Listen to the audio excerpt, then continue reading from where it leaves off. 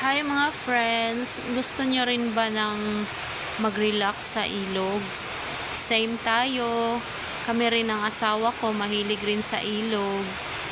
Alam mo ba na ang ilog na to ay malayo na sa downtown ng Davao City.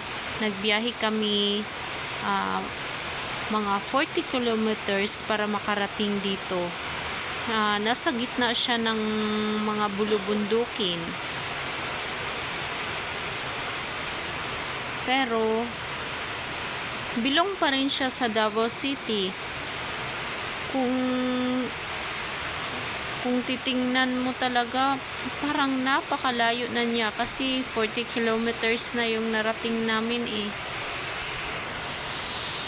Pero Davao City pa rin siya, kaya kung iisipin mo, ang dami talagang magagandang mga pasyalan sa Davao City.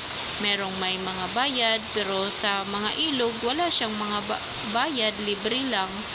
Kaya napakasarap talaga dito maligo.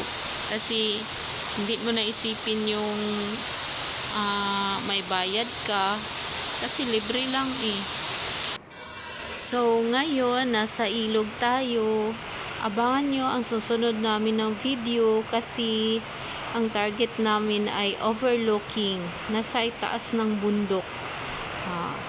Hindi muna namin sasabihin kung saan yon para surprise. At napakaganda talaga doon. Pero, bilong pa rin siya sa Davao City.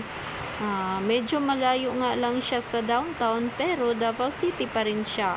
Gustong gusto talaga namin mamasyal yung nasa mga bulubundukin talaga ng Davao City. Hindi, kahit pa malayo ito, pinupuntahan talaga namin para lang mag-relax. Kasi sa araw-araw natin na buhay, sobrang daming ginagawa, daming iniisip. Kaya gustong gusto talaga namin na may oras sa pamamasyal, sa mga cheaper lang. Kaya abangan nyo sa susunod. Bye bye!